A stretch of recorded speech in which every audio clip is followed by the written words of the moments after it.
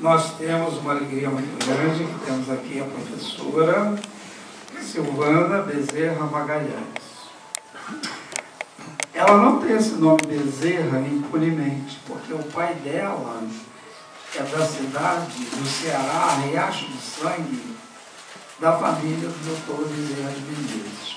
Ela disse que o pai dela nunca falou nada, mas como o lugar é muito pequeno, naturalmente as famílias, você deve ter um DNA aí de alguma coisa espiritualizada. A professora Silvana, ela é mestrada e já fez mestrado, doutorado em educação, dá aula no Cefet. E aqui em Friburgo, já mora em Friburgo há 20 anos, faz alguns trabalhos voluntários com os filhos aqui na nossa cidade. E hoje nós vamos falar alguma coisa desse trabalho que ela faz, inclusive na África. Né? Seja bem-vinda.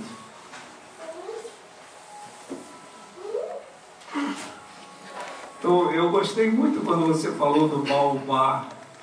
Eu queria que você contasse o que os africanos que vinham para o Brasil, né, como que era aquele ritual em torno do baobá. Porque a gente conhece o baobá lá de Madagascar, que tem menos folhas, né, mas esse é um baobá bem...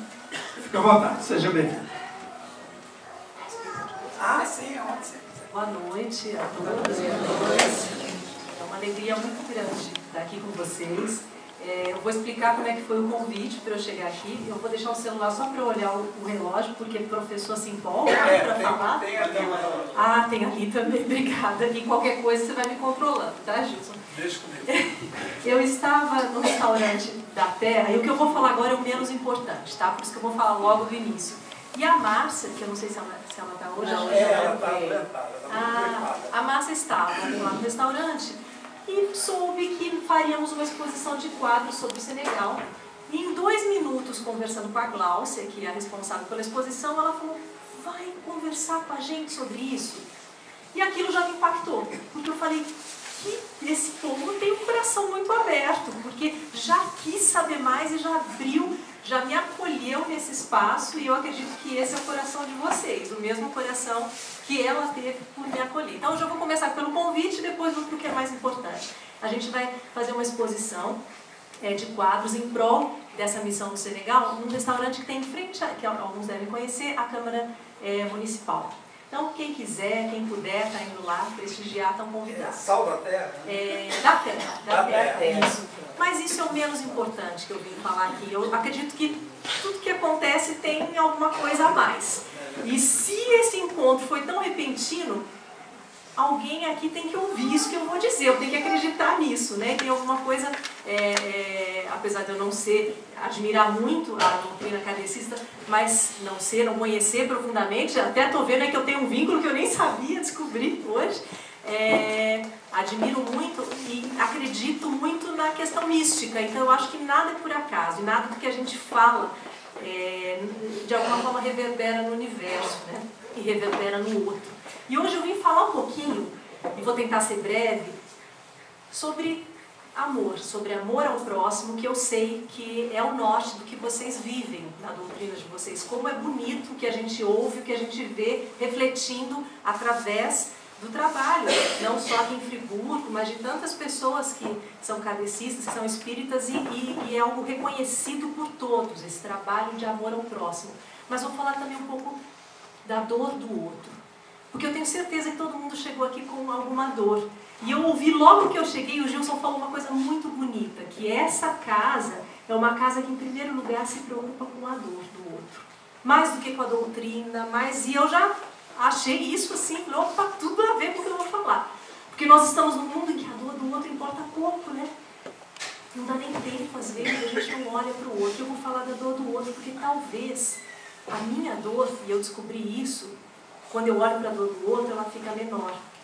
Ou, pelo menos, eu posso compartilhar, junto com ele, dessa dor. Então, eu vou dividir minha fala em 2 partes.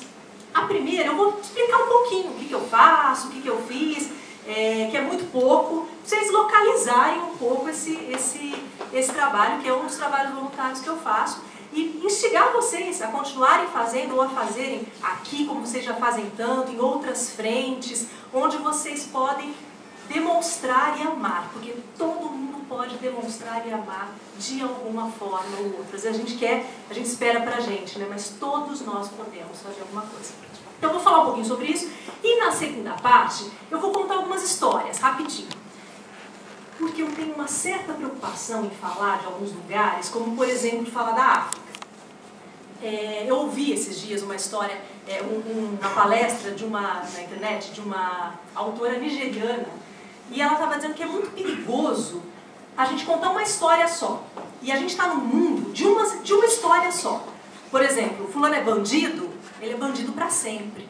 Ele pode ter deixado de ser bandido há 50 anos, mas as pessoas ainda olham para ele e dizem que ele é bandido. Você fez ou foi alguma coisa e às vezes a gente tem a tendência a categorizar as pessoas numa história só. Para sempre a gente é aquilo, né? A gente não consegue olhar nessa diversidade. Quando a gente fala da África, às vezes o continente, primeiro a gente olha como se fosse uma coisa só. E a gente olha para um continente de uma história só. Eu tenho certeza que quando fala África, a primeira coisa que vem, e não é uma culpa individual, é a questão da pobreza. Por quê? Porque essa história só que contam pra gente. Então, como eu quero falar, também vou falar da pobreza, mas eu não queria que a minha fala fosse uma fala de uma narrativa só. E vou tentar fazer isso num pouco tempo que eu tenho para não deixar a coisa muito pequena e querer dizer assim, o que eu não quero fazer aqui. Olha, ela é uma heroína do bem. Pelo contrário. Uma coisa que eu costumo falar também, e eu acredito muito, é que a gente vai para esses lugares para ser salvo da gente mesmo. Porque tem uma ideia no mundo assim, vamos lá salvar, né, os africanos ou os índios, ou na verdade, a gente precisa ser salvo, às vezes, de nós mesmos, né, do nosso egoísmo, da nossa prepotência, da nossa empáfia e olhar o outro como igual. Então a gente vai para esses lugares para ser salvo da gente mesmo, que eu acho que é o que a gente mais precisa, né, ser salvo da gente mesmo. Então, para situar um pouquinho, alguém já ouviu falar numa cidade chamada Kouda na vida? Não. Eu imagino que não. Porque eu também nunca tinha ouvido falar antes de ir para esse lugar. O máximo seria, inclusive eu gosto muito, né, do Mowgli, o diretor fez em 1942, o Zoltan Corda, né, que é parecido. Tem alguma coisa em comum. Eu também nunca tinha ouvido falar, e o mais incrível, eu já conheci senegaleses, é uma cidade, uma região em Kouda, que nunca tinham ido nem ouvido falar na cidade, para vocês verem a dimensão da distância, né? Então, eu vou contar um pouquinho de um trabalho que a gente tem feito, muito pequeno, muito pouco ainda, em parceria com uma instituição, em Kouda, que é uma região e é uma cidade, capital da região, tipo Rio de Janeiro, Kouda, no Senegal.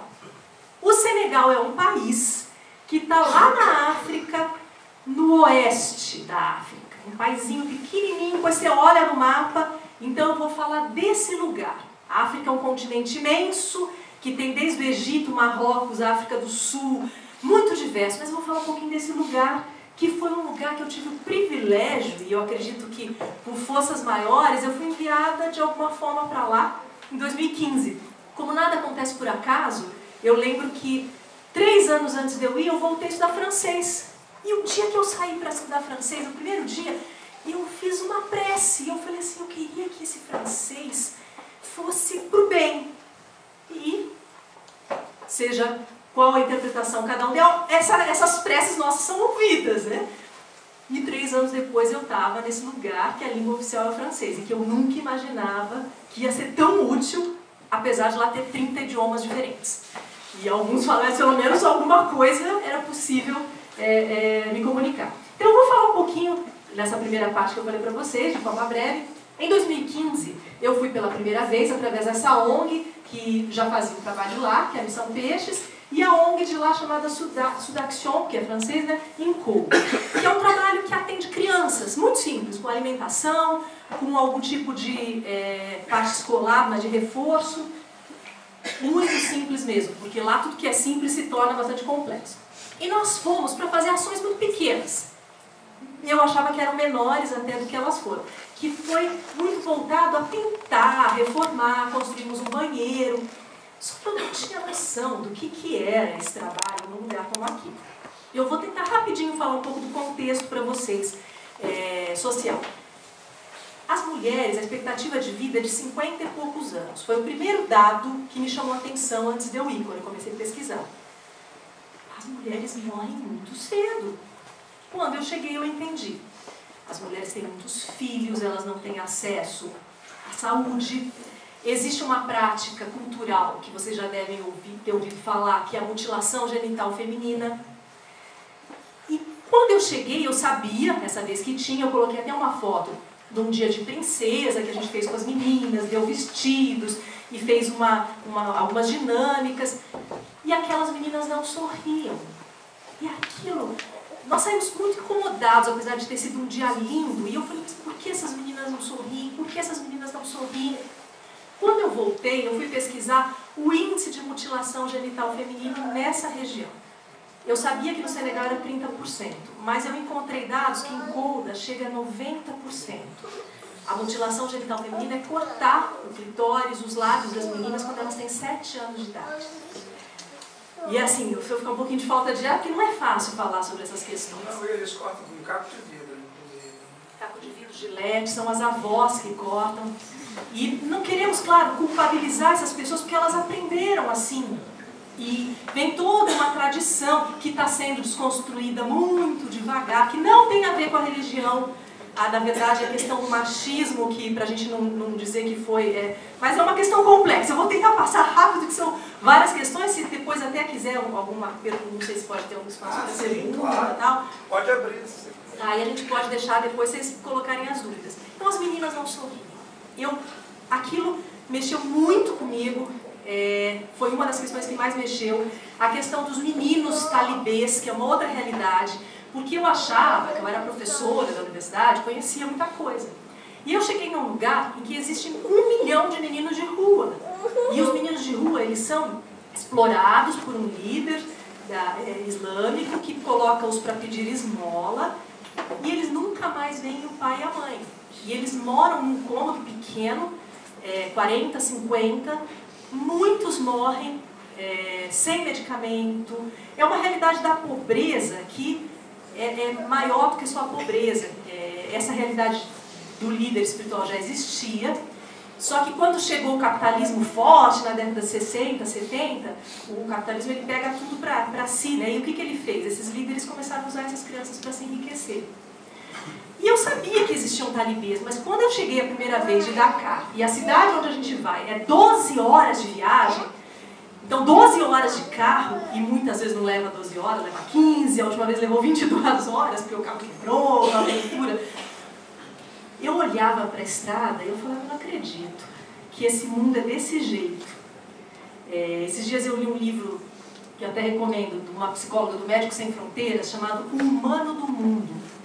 E ela fala como é importante a gente ir para lugares, e você não precisa ir para a África, não. Você pode ir para a floresta, você pode ir para o Clodeiro, você pode até aqui mesmo, na instituição que vocês têm tão bonito trabalho, que você vai encontrar o humano do mundo.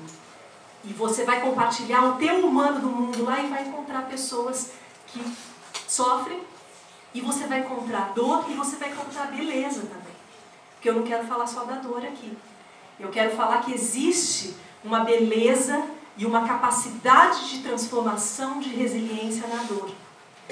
Que é algo difícil até da gente explicar, eu vou falar um pouco mais sobre isso. Mas eu encontrei tudo isso, agora uma catarse, assim, só para vocês sentirem um pouquinho. Nós fomos pintar o centro social. A cidade inteira ia para o centro social olhar a nossa pintura, porque não havia na cidade nada pintado colorido. E eu fui entender que criança lá tinha um valor diferente. As crianças, elas não são como nós, pelo menos dizemos que são para nós, né? Criança é sempre em último lugar. Se você tiver um frango, o pai come primeiro, a mãe, por último a criança. Se sobrar. Ou então você dá o osso.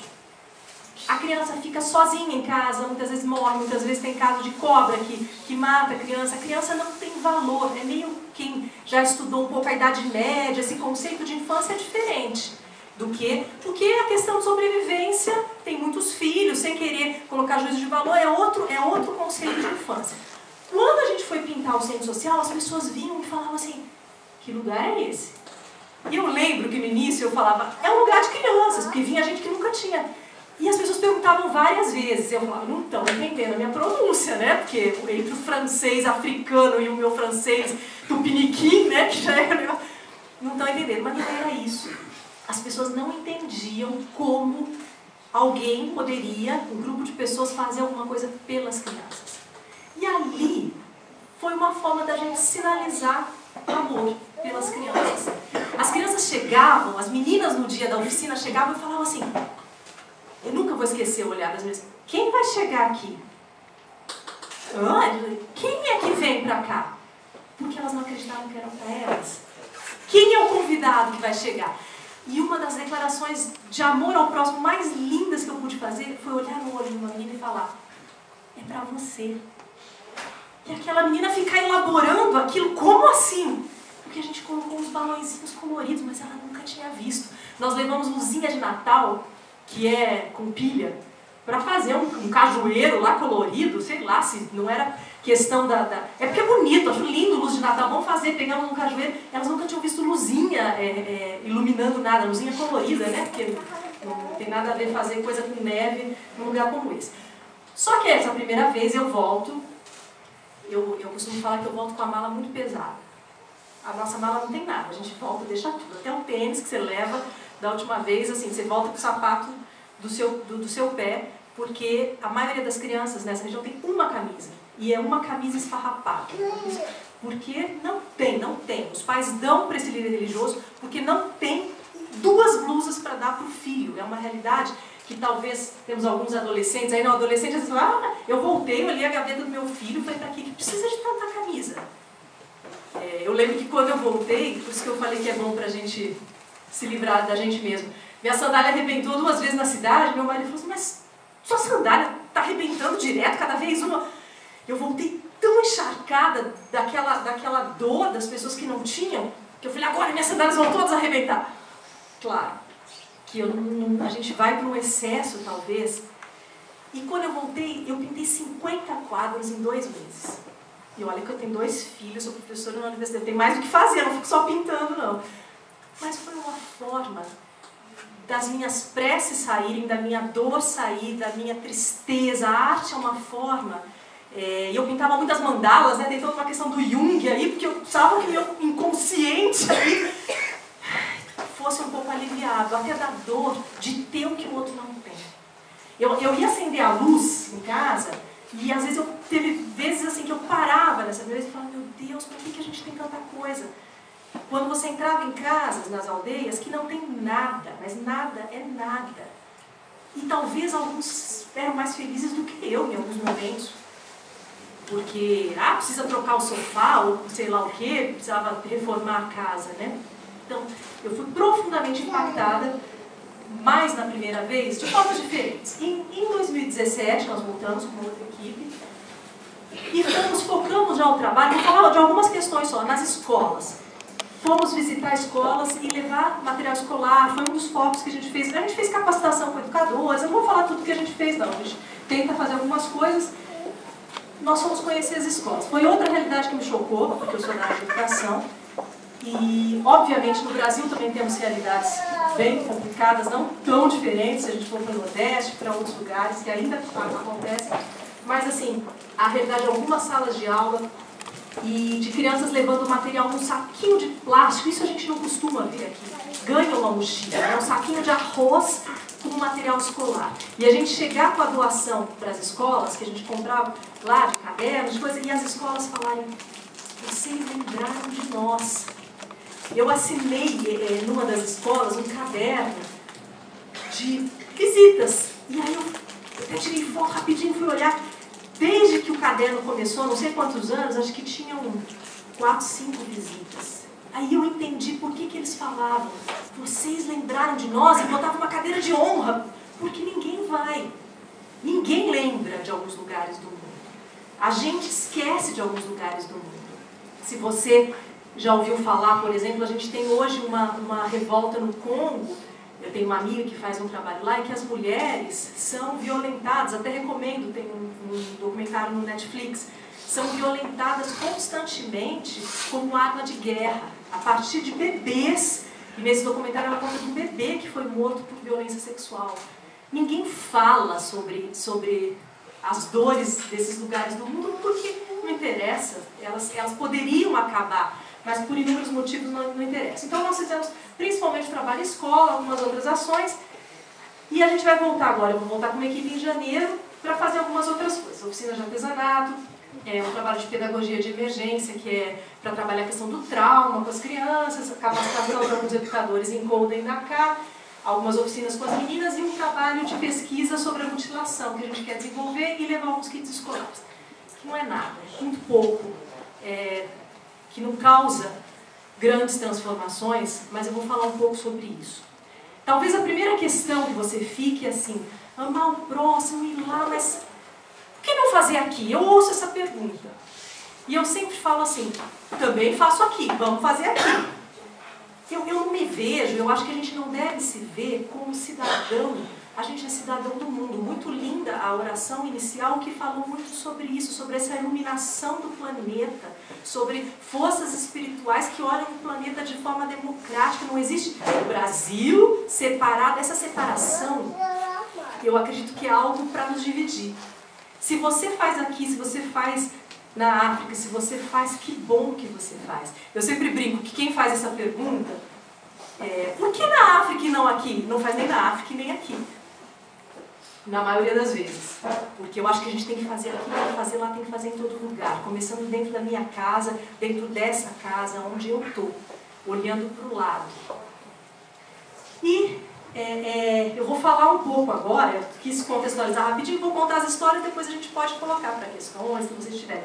Eu queria contar rapidinho algumas histórias para quebrar essa narrativa só de que a gente foi para doar. Não fomos.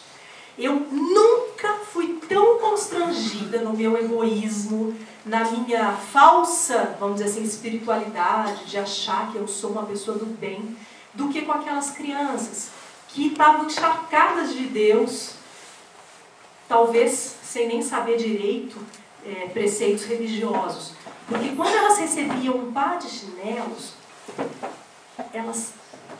E eu nunca vou esquecer de uma cena dessa, porque foi uma das coisas que mais me marcou. Uma colocava um pé do chinelo e ela dava um pé do chinelo para a outra.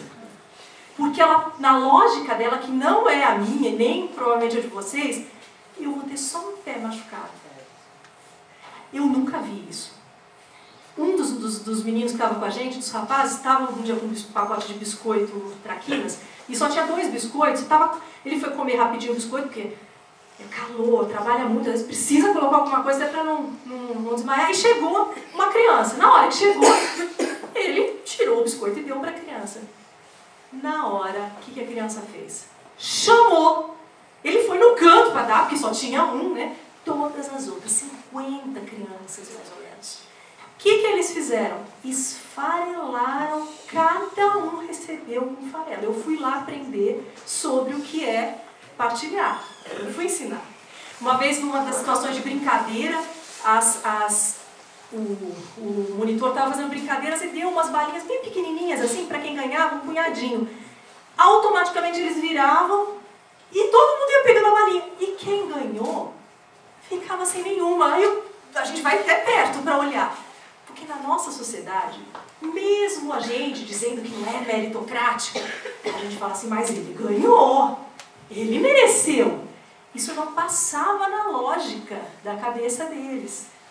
Então, quem foi aprender a amar o próximo num lugar como esse, né? Para vocês verem quanta beleza e contradição ao mesmo tempo.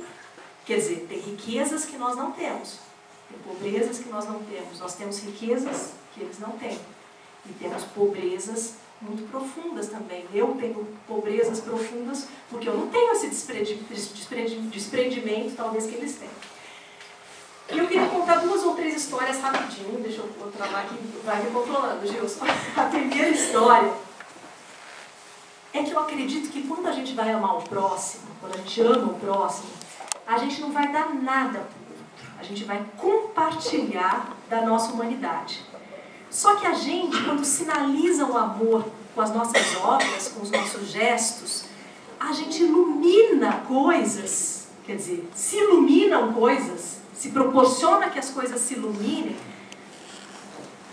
e aquela pessoa consegue ver com mais clareza, vamos dizer assim, os olhos da alma dela, do espírito, se abrem para coisas que ela não via.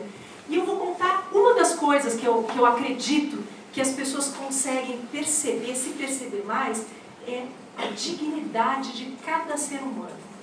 Cada um igual, cada um digno, porque a pobreza, a miséria, a marginalidade, ela tira às vezes da pessoa. Você já não viu contextos, às vezes, pobres, que a sujeira, aí você fala, não tem mais dignidade, já não consegue nem se ver como alguém que deve estar limpo, porque o ser humano, ele gosta, o bebê não gosta de ficar com cocô sujo na fralda, ele gosta do que é limpo, quando o ser humano vai perdendo ou vai sendo tirada a dignidade dele. E uma das histórias que me marcou muito na primeira vez que nós fomos, e eu vou tentar dar voz para eles, só que a partir do meu olhar, né? Seria muito bom vocês estarem lá, vocês poderem ouvir, e aí a interpretação de cada um. Mas uma senhora, numa aldeia chamada Sariamidu, então imaginem, as aldeias realmente são essas aldeias da tua representação de África, com aquelas casinhas de palha, com aquele fogão que é no chão, não tem móvel, não tem... essa representação é de filme, que isso até me chocou, porque eu achava que não tinha tanto, mas a aldeia é exatamente assim. Numa das aldeias, a gente foi construir um banheiro. Então, nós conseguimos enviar o dinheiro antes e terminamos a construção do banheiro enquanto a gente estava lá. Construir um banheiro? Pensa assim, o que é isso, construir um banheiro? Parece que coisa mais pequena, não? Um banheiro aqui. Nunca houve um banheiro naquela aldeia. Se você for ver a questão sanitária, o banheiro, ele é muito importante porque evita que as fezes sejam espalhadas. O cólera, ele o problema do cólera é por causa das fezes que são feitas ao ar livre. Você tem o problema de não lavar a mão do ebola, esse problema de lavar a mão é seríssimo. Tem várias questões aí. E a própria dignidade de entrar num lugar e não precisar compartilhar o espaço com o outro e tal. Fizemos o banheiro. No dia que fomos inaugurar o banheiro, uma senhora se levantou. Primeira coisa que já chamou a atenção. Mulheres não se levantam no espaço público e falam. Então aquilo, opa, vai acontecer alguma coisa boa aqui, porque uma mulher levantou para falar. Ela levantou e disse o seguinte, nunca vou esquecer a fala daquela mulher e do rosto dela. Vocês lembraram de nós quando ninguém lembra. E ela falou exatamente assim, o governo, ninguém nunca veio aqui, nunca fez nada por nós. E vocês lembraram de nós. E vocês lembrando de nós, disseram que nós somos importantes. E aí ela complementou, que eu falei, meu Deus, ela dá de 10 a 0 nos acadêmicos da minha universidade. Vocês têm a mesma humanidade que nós. A pele é diferente, mas nós somos iguais. E vocês vieram aqui para mostrar que nós somos humanos como vocês. Eu falei, gente, olha isso, uma mulher analfabeta de uma aldeia, por causa dessa construção de um banheiro que ninguém nunca tinha feito, com essa sinalização de amor, ela tomou consciência de quem ela era. Não fomos nós que fizemos isso. Foi simplesmente trazer um direito para ela perceber quem ela era. E eu acredito que a força do amor faz isso. Do amor realmente comprometido com o outro. Mostra a dignidade do outro. Uma outra, aí eu coloquei aqui só alguns quadros, porque tudo que eu pinto tem a ver com as coisas que eu vivi. Então eu pinto muito mulheres, assim, desculpem os homens, mas eu não posso deixar de pintar essas mulheres todas, as mulheres sírias. E essas mulheres aqui são mulheres que representam uma outra história que tem a ver com crianças. Vou contar rapidinho duas histórias com crianças. Um dia a gente estava no final já da missão, para ir embora, e eu acho que o amor, ele é sempre recíproco. A gente vai dar e a gente recebe mais. Nesse dia, era o último sábado, e o responsável pelo projeto falou assim, hoje vai ter uma caminhada dos militares na cidade, e eles chamaram os meus amigos tubabes, né, que são os gringos, para irem também. A gente estava, foi a missão que a gente pintou, o centro social, a gente estava acabado. Mas é o único dia que a gente tem a manhã livre, tudo bem, nós vamos. 6 da manhã a gente levanta e vai para essa caminhada. Os senegaleses, se você, são desse tamanho, as pernas são assim, né? A gente ficava atrás e tudo eles comemoram de forma esportiva. Outra coisa que andam a pé, correm descalço, gente. É um negócio assim que é uma vergonha pra gente que tem preguiça de ir na academia, né? São super esportistas. Era 7 quilômetros, assim, básica, caminhada, e depois até o café da manhã, né? A gente cansado, fomos caminhando. No meio da caminhada, eu sempre, tem criança, começa a conversar, começaram a chegar crianças, no ponto da caminhada, acho que tinha uns 15, eu esqueci de colocar a foto, umas 15 crianças caminhando junto. E caminhando com a gente. Andaram 7 quilômetros, só conversando. Um dos meninos virou e falou assim, olha, esse aqui é meu irmão. Olha como ele é lindo, como ele é especial. E ele apresentou, e eu acredito que ele apresentou o irmão dele da forma como Deus apresentaria aquele menino. O menino era um menino que tinha problemas de fala e de audição. Ele não falava. E ele falou especial de um jeito e falou, olha como ele é lindo. Em nenhum momento ele falou, olha, meu irmão não fala. E ele tinha uma linguagem dele com o irmão, porque eles não aprendem Libras.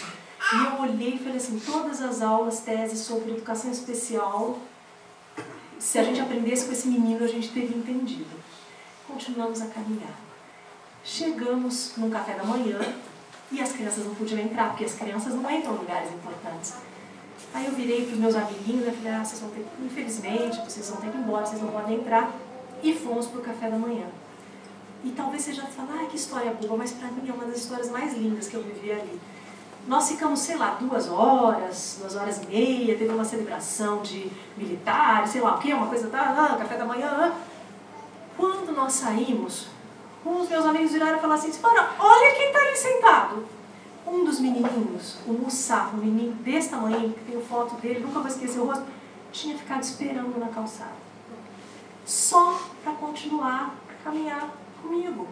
Eu não tinha dado nada, porque eu não tinha nada naquele momento. Ele sabia que ele não ia ganhar nada, mas ele queria estar junto. E eu falei, meu Deus, que coisa linda. Eu me senti tão amada por aquele menino, como talvez poucas vezes eu me senti amada de forma incondicional. E eu falei, ganhei mais do que qualquer coisa que eu pudesse estar fazendo nesse lugar. E uma terceira história, para terminar as histórias, que são muitas, não vou ficar até o final da noite contando história, não é essa a intenção, é a história do Amadou, foi da última missão que nós fizemos. Essa história mexeu muito comigo, porque ela trabalha com o princípio do amor que eu acredito, que é que amar vale a pena parar por um.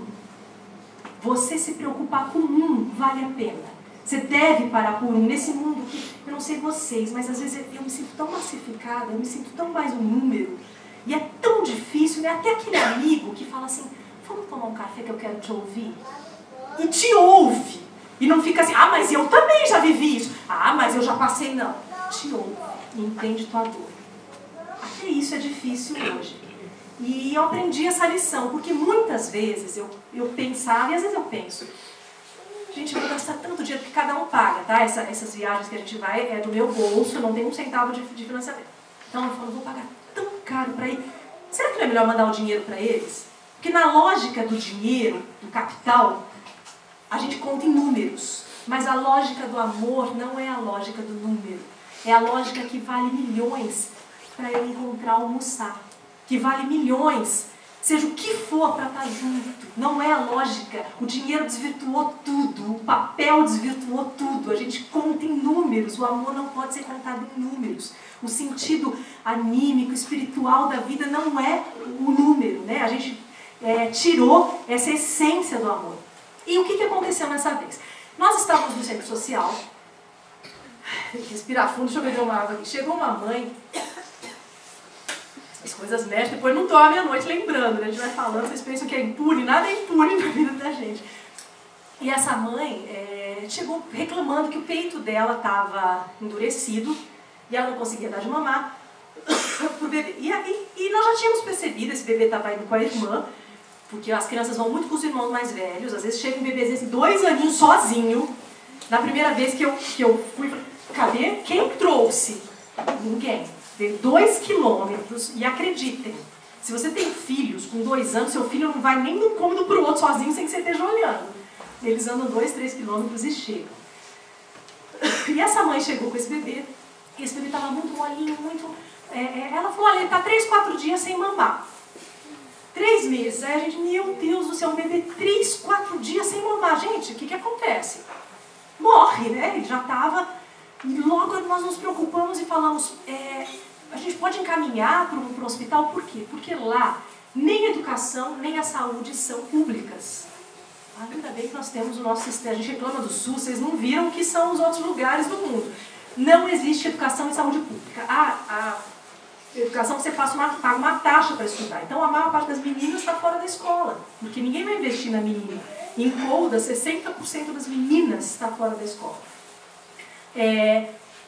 Essa mãe não ia levar no médico, não é porque ela era má, porque ela não tinha R$30 que era o valor da consulta. E não ter, gente, é não ter. É não ter com quem pedir, é não ter de onde tirar. Porque a gente fala assim, mas não tem, o dinheiro nem é uma coisa que eles têm acesso. Então nós pedimos para ela se ela podia levar, um dos rapazes do projeto levaria, porque ela não só falava dialeto, um dos dialetos, porque lá é assim, às vezes você tem 5, 6 línguas diferentes, é uma torre de Babel, né? Ele levaria, e ela foi. E o menino estava com malária. Primeiro que aquilo já assusta a gente, porque o ocidental, né, que não conhece a quantidade de malária que inclusive tem no Brasil, mas é longe da gente. Uma criança de 3 meses com malária morre muito fácil. Depois eu fui até descobrir dados que eu não conhecia. 3.000 crianças morrem por dia com malária, você sabia disso? Ninguém fala desse lado do mundo pra gente. E a gente vai levando umas facadas no coração, porque enquanto a gente está aqui, morreu uma criança com malária. Está morrendo outra agora. Morreu mais uma. Se a gente for contabilizar nos segundos, elas estão morrendo. E aí você fala assim, o Amadou ia ser mais um número na estatística. Mas o que é esse amor que faz a gente parar por um quando tem 3.000? É uma coisa ilógica, né? O amor ele não tem a lógica que a gente quer da razão cartesiana. Eu sei que o Amadou foi com a mãe no médico e ela veio com a receita médica. Outra coisa, um comprimido é pago. Então uma das coisas que a gente faz é levar remédio, mas a gente leva assim, dentro das malas, com que os voluntários que vão, quantos foi. Remédio para dor, remédio para dor de barriga, para verme, coisas assim básicas, porque a pessoa tem dente com dor, ela vai ficar com dor, porque ela não tem como comprar às vezes nem para arrancar o dente, outra coisa que a gente tem dificuldade de conseguir para ir a dentista, médico, quem sabe em alguma missão, se alguém quiser ir, porque fica lá com o dente e não tem quem tire, que é pago. Então nós levamos alguns remédios, só que pegamos a receita do Amadou e falamos, vamos comprar. Pegamos a receita, fomos em 3, 4 farmácias da cidade e encontramos todos os remédios, menos um.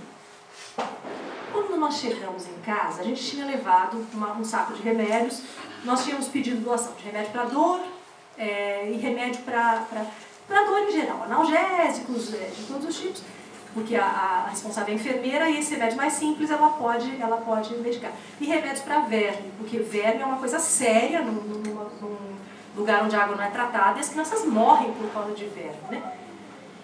Só isso que nós pedimos. Quando nós chegamos em casa, faltava um remédio. E eu sempre vou contar essa história, porque eu não tenho explicação para ela. Mas eu tenho testemunhas, tá? Se vocês não acharem que eu estou inventando, outras pessoas viveram isso e me ensinou muita coisa. Nós chegamos lá, faltava um e a gente muito preocupado. Falou assim, poxa, falta um remédio, será que isso vai fazer diferença? Será que vai... Se o médico passou todos, é porque precisava.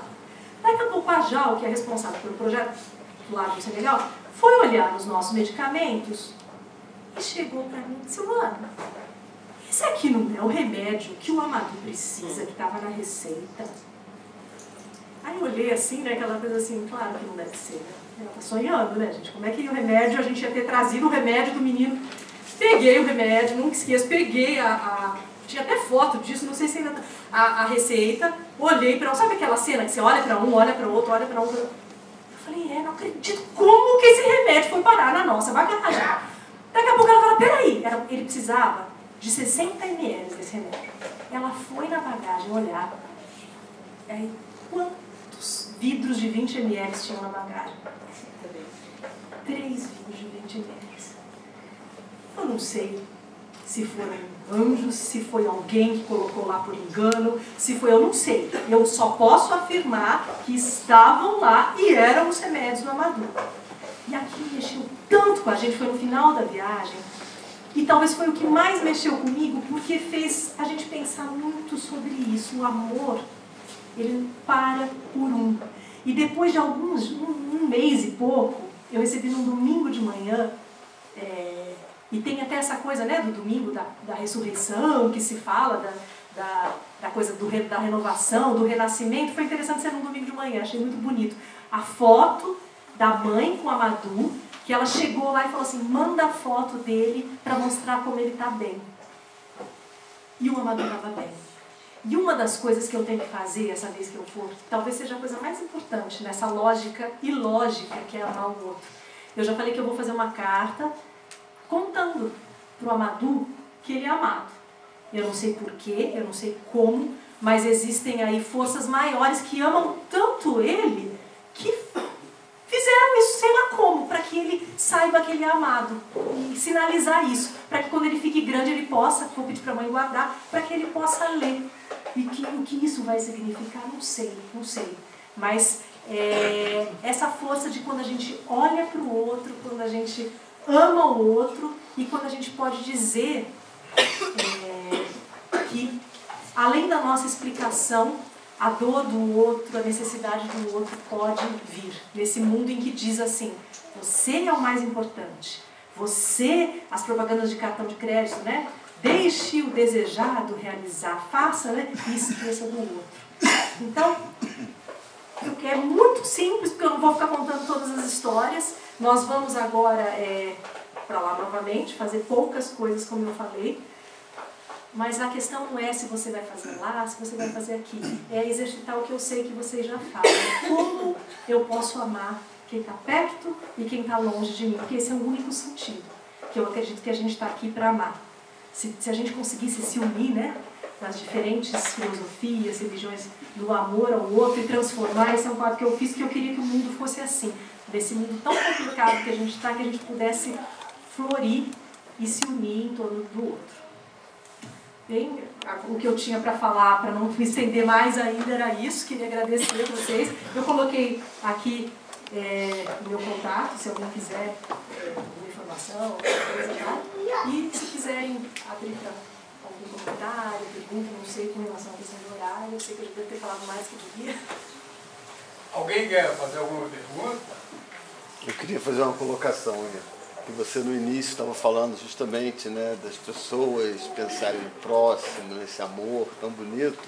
E esse mês que a gente está passando agora é mês de prevenção ao suicídio, né? Então isso aí, tudo que você falou é muito bonito, porque toca justamente no amor ao próximo, que, né, tem tanta gente aí se matando e a gente vendo tanta tristeza lá do outro lado do mundo, e nem por isso eles estão se suicidando, né? Eles têm uma coisa da celebração da música, da dança, que é tão bonito como eles conseguem. Só contar uma coisa, uma história que me... já vou falar mais, né? Você tem mais 15 minutos, pode falar. É de uma amiga minha no Congo, que ela fez um trabalho, de psicóloga, de resiliência com mulheres que passaram por abuso.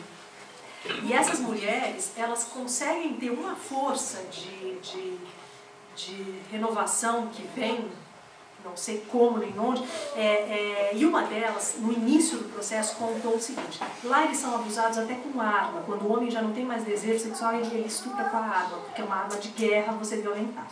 Então, essa mulher tinha engravidado, muitas engravidam, e ela conta que ela olhava para aquele bebê e ela via aquele bebê como uma cobra, ela não conseguia ver aquele bebê como uma criança. E na descrição dela, ela pegou o bebê, e quando ele virou uma cobra e pesou muito, ela jogou e a cobra morreu.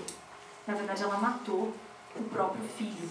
E nesse trabalho, essa minha amiga conta que no final, eles fazem um trabalho que também entra em questões de transformação anímica, tal. No final, essas mulheres dançavam e se alegravam e conseguiam mostrar uma força, porque a dança, apesar de histórias como essa, um trabalho que eu também apoio, que é com refugiados sírios. Uma amiga minha foi no final do ano para a Jordânia, e nesse trabalho com mulheres, ela conta que uma das mulheres tinha perdido o marido, as histórias são assim, visto a cabeça do marido de um lado, as pernas do outro, tal, e estava lá, fazendo costura e reconstruindo a vida. E essa minha filha ficou tão envergonhada, porque ela tinha mudado de cidade e ela estava em depressão. Não estou subestimando, gente, depressão é doença, tem que tratar, estou falando desse exemplo. Ela estava num processo de depressão, não, porque depressão é séria, ela estava de reclamação. E ela falou, que vergonha, eu reclamando sobre isso, enquanto essa mulher perdeu tudo, tinha perdido todos os filhos e o marido, e estava ali tentando reconstruir a vida. Mas não subestime a sua dor. Não saia daqui, muito importante, pensando assim, a dor deles é maior, a minha não é. Não é. A sua dor é importante. Inclusive, Friburgo tem um índice de suicídio altíssimo, vocês devem saber disso. E acredito que tem explicações até espirituais para isso que acontece aqui na cidade. Então não subestime, não quero de forma nenhuma que você saia daqui falando assim, ah, eu não mereço porque eu sou... Não, a sua dor é a sua dor. E a gente tem que respeitar e considerar também ela tão grande quanto de alguém, porque é você que sabe qual é a sua dor. É fácil subestimar, né, a dor do outro. Mas é interessante esse paralelo. Eu só queria perguntar... Opa! Eu queria perguntar o seguinte, esses povos, eles são muito frutos assim dessa cultura islâmica, inclusive da mutilação, é uma coisa de um ramo do islamismo, não é o islamismo, de um ramo do islamismo, da mutilação sexual das meninas, né, essas coisas todas. Mas eles têm essa etnia, essa coisa do negro. Você viu, assim, alguma manifestação anímica, mediúnica, espiritual, não sei que nome que possa citar, mesclado com essa coisa árabe? Tem que falar do Baobá depois. Interessante a sua colocação. O Senegal ele é islâmico, 95%, mas ele vem de uma raiz anímica, em que as religiões tradicionais estão muito presentes. Então, assim, não é aquele islamismo árabe que a gente... porque a gente tem também um preconceito, né? A gente acha que todo muçulmano é terrorista. Desconstruam isso. O islamismo, a maioria das pessoas são pessoas do bem, são pessoas do amor ao próximo. Então, assim, a gente precisa desconstruir essas narrativas. Mas, como ele tem muito essa coisa anímica das religiões tradicionais, então, assim, a gente que não está muito acostumado, eu presenciei algumas na fronteira com Gâmbia, alguns, o que eles chamam de marabus, né? Que eles vendem as poções que são de ervas, tal, e é interessante que são com desenhos, porque até tem alguns desenhos muito engraçados com relação a questão da potência masculina, tá tudo desenhadinho, eles desenham assim para você entender para que é cada, mas engolindo, parecia filme do Indiana Jones, porque eu me lembro engolindo cobra, puxando cobra, e tem dentro da boca algo assim muito diferente das nossas representações até da questão religiosa. Eu tive alguns amigos que chegaram a ver uma coisa que no Brasil tradicional, eu não sei muito bem se ainda existe, mas essa coisa de andar sobre brasas e não se queimar. Tem nas festas juninas. Então, crianças também andando sobre brasas e que tinham a ver, que não tem a ver com o islamismo, mas com essa mistura. E os baobás, como o Gilson pediu, são árvores mágicas para eles. Então eu ouvi histórias, por exemplo, de alguns baobás consagrados, que eles fazem todo um ritual animista, e se a pessoa toca, a pessoa que não foi, vamos dizer assim, autorizada, eles falavam que se tocasse no baobá era jogado a não sei quantos metros, não podia tocar porque ele é sagrado, se você tocar você é jogado muitos metros, e talvez aqui no nosso ambiente mais racional a gente escute e fala assim, mas quando você está lá você acredita? Tudo que eles me contaram eu acredito, eu não duvido não. É diferente ouvir aqui e ouvir quando você está de transformações de pessoas em animais, você escuta relatos. Eu não vou questionar a religiosidade do outro, dizendo que ele está inventando porque eu não conheço essa. Eu acho que o mínimo que a gente tem que fazer é respeitar aquilo que a gente não entende, né? Então tem toda uma representação. O islamismo ele é muito misturado, então ele é um islamismo de líderes eles cultuam muitos líderes, a personalidade, que é o sufismo, né? Que é uma corrente do islamismo, então muito ligado a essa questão dos líderes. Eles têm um centro religioso, que é uma cidade chamada Tubá, que até ali é um pouco difícil entrar se você for ocidental.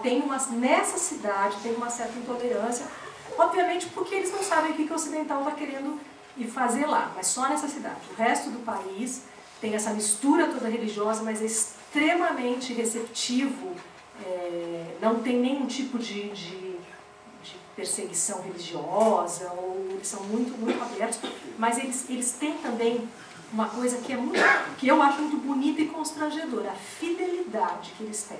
5 vezes por dia, você está com o motorista de táxi lá, que a gente está viajando, ele para fazer as orações. Como eles levam a sério aquilo que eles acreditam, eu acho particularmente isso bonito. A forma como eles respeitam aquilo que eles seguem. Em direção à Meca. Sim, sim, sim. E são muito receptivos, não tem nada desse radicalismo que a gente imagina do islamismo. A única coisa, assim, por exemplo, eles têm o Ramadã, que ficam 40 dias, todo período sem comer. E a gente deu uns foras na última vez que a gente foi durante o Ramadã, porque a gente esquecia e bebia água. E a gente tentava não comer, obviamente que é um desrespeito. Você em jejum e eu comendo do seu lado, mas um calor de quase 50 graus. E às vezes as pessoas davam uma bronca, e a gente lembrava que é um desrespeito religioso você ficar... Mas é muito diferente pra gente. Você conseguir ficar o dia inteiro sem beber água, num calor de 50 graus, é complexo. E o Baobá, como eu comentei, além de ser mágico, conta-se que tem histórias até dos povos da Nigéria, em outros lugares, que o Baobá era uma árvore que se fazia, as lendas contam, os negros girarem em volta, muitas vezes, até que eles se despojassem de tudo que eles tinham para ir embora. Então, o Baobá, ele carrega, até esse é um dos baobás que eu pintei, porque eu acho que o Baobá, ele carrega essa simbologia de ter abarcado toda a cultura, tudo aquilo que mandaram o negro sem... Ele levou, ele trouxe, claro, mas querendo que ele não levasse. E se alguém for para o Senegal, eu sugiro que vá um dia, em Dakar, na capital, tem a ilha de Gorée, que é o maior porto africano de onde saíram os escravos para as Américas. 20 milhões de escravos, não, de pessoas que foram escravizadas, de pessoas que saíram de lá em direção à América. Então, é um lugar, todo mundo que chega, existe uma energia, alguma coisa muito comum. Algumas pessoas vão para Auschwitz, muito triste. Algo que você chega no lugar, você já começa, se você tiver sensibilidade, né, se você não for pro oba-oba, se sentir entristecido por aquilo que eles viveram ali. Então tem a celinha, que era das crianças, tem a cela. E você olhar e pensar que 20 milhões de famílias, de pessoas, famílias que foram divididas, nós temos uma dívida, né, com essas pessoas que foram... E aí eles contam as histórias que, quando era doente, eles jogavam no mar. Então ali na porta, é a porta do nunca mais. Tem uma porta e tem um mar. Nessa porta, tinham muitos tubarões, eles contam. Por quê? Porque todos que estavam doentes, que não iam se recuperar, como uma mercadoria estragada, eram jogados para os tubarões. E muitos se suicidavam também. Então toda essa energia daquele lugar, essa tristeza, eles contam também, tem a foto do Mandela. O Mandela, quando visitou esse lugar, ele entrou na celinha, que era a cela dos recalcitrantes, que estava escrito assim, que eram os rebeldes. Então era uma coisa menor que essa mesa, que a pessoa ficava 40 dias sem luz. E diz que o Mandela entrou e ficou 15, 20 minutos ali dentro, sozinho. E o Mandela ficou preso durante muito tempo, né? E ele saiu, então ele saiu chorando.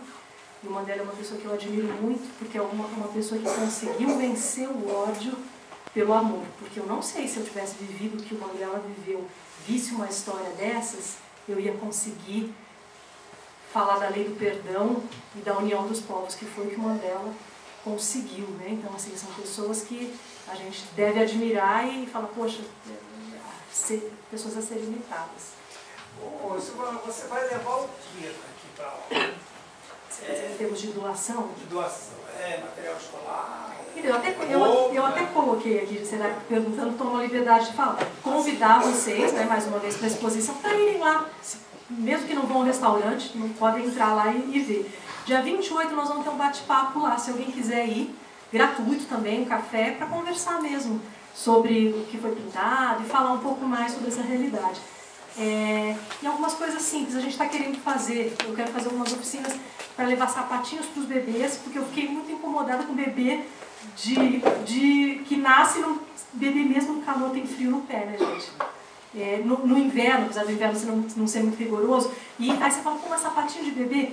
Porque nós ganhamos lã, e eu acho que o sapatinho de bebê que a gente vai fazer em algumas oficinas, a gente manda amor junto. Tem coisas que não são só o material, vai outra coisa junto. Eu acredito que quando você faz com amor, vai uma outra coisa junto com aquela doação. É um amor com sapatinho de bebê. Exatamente. A gente está querendo distribuir kits escolares, então até algumas pessoas estão se mobilizando para ajudar a fazer bolsinha de tecido, é uma coisa tão simples, a gente quer ver se faz algumas, de tecido simples mesmo, porque para a criança a bolsinha faz diferença, ela não coloca no plástico, né? E lá nós vamos comprar os materiais escolares. A gente ainda não tem toda a lista de doação, porque nós não vamos ter um grande número de voluntários e a gente leva nas malas.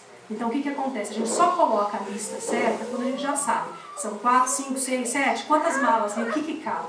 Porque eu não gosto de ganhar coisas e depois a pessoa dá com tanto amor e a gente não poder levar. Tá? E algumas coisas que a gente compra lá também, a partir das coisas de amigos que se mobilizam com alguma parte do material que não dá para levar tudo nas malas. Mas eu posso também até depois, com mais detalhes, quem tiver interesse, para passar para vocês. E vocês vão quando? No 1º de janeiro. 1º de janeiro. Passar o Réveillon no aeroporto, que é mais barato a passagem. A passagem de dia de Natal é mais barata. Natal e Ano Novo, né? Então, antes de você ir, você podia dar uma passada nesse alguém.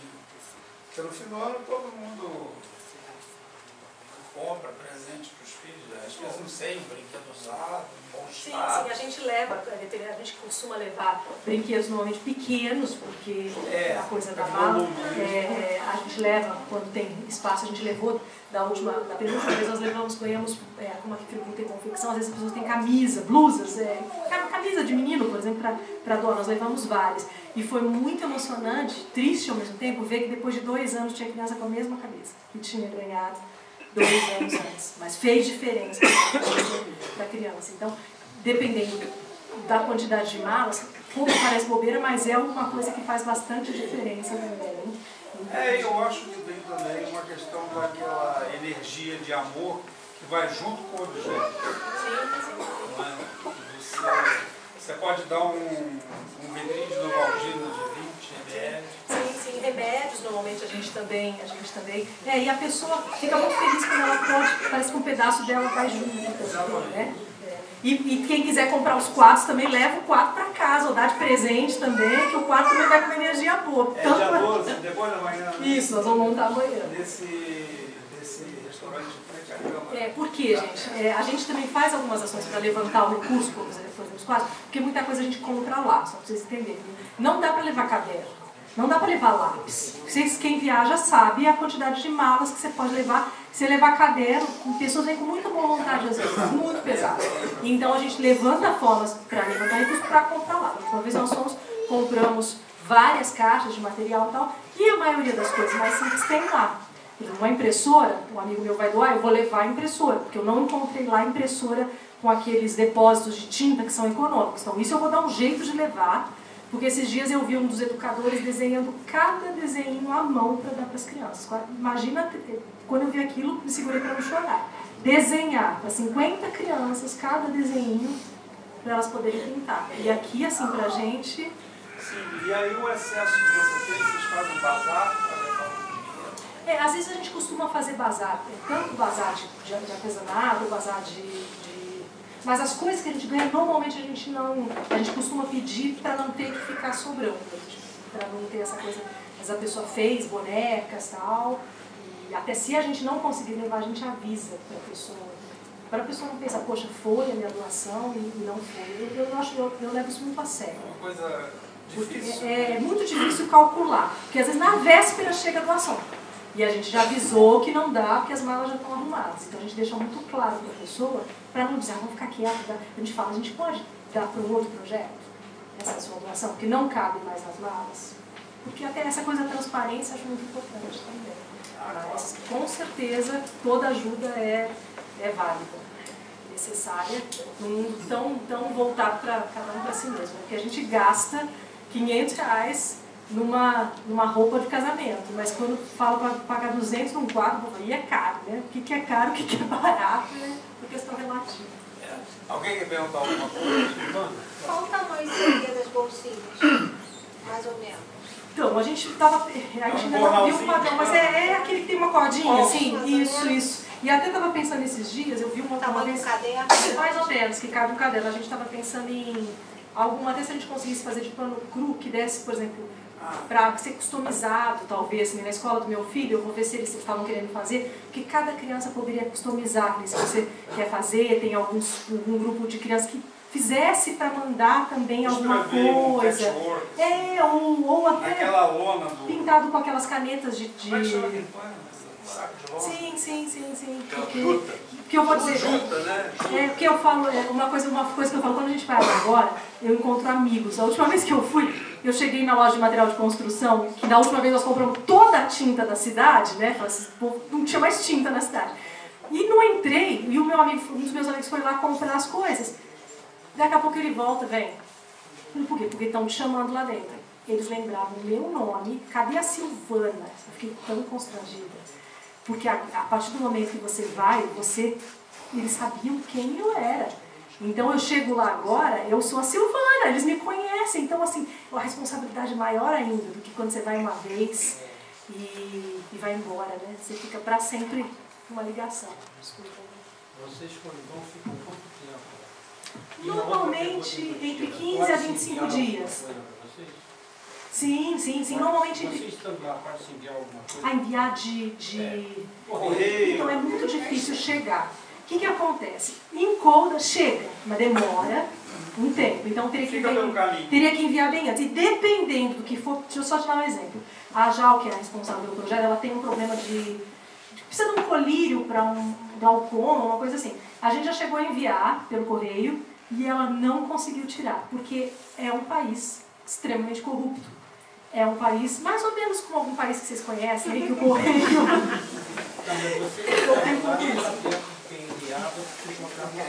É bem difícil, só se enviar bem antes, talvez, e chegar sem dar cá. Sei lá, se alguém tem alguém transportador de navio que possa chegar, às vezes, meu sonho, que pudesse ter uns navios, eu estava pesquisando da Marinha, que chegassem com mesinhas. Eles vão começar um projeto de pré-escola, esqueci de comentar, mesinha, brinquedos, porque a gente foi numa sala de pré-escola, que eles tinham doado uns brinquedinhos da última vez, o pessoal do projeto. E eles colocaram uma cordinha e penduraram assim, os 3 brinquedinhos. Porque como não dava para todo mundo, tinha aqueles brinquedinhos pendurados para as crianças olharem. É tão diferente, tão diferente. Eles eram felizes de olhar. De olhar. Não tem as carteiras como as nossas. A gente também tem, claro, aquela coisa idealizada. Não quer dizer que eles não inventem formas de brincar, não inventem que eles não têm uma criatividade que os nossos não têm. Com passarinho, com bicho, com barro. Sim, mas assim, você vê que o espaço ainda é sujo, não tem um lugar confortável. A gente, ao mesmo tempo que vê a beleza, não pode romantizar a pobreza, né? Tem esse... Exatamente. Então, Silvana, nós agradecemos a sua visita, né? A casa está aberta para qualquer outra visita que você queira fazer a gente, qualquer coisa, tá? E agora nós vamos passar a segunda parte da nossa reunião,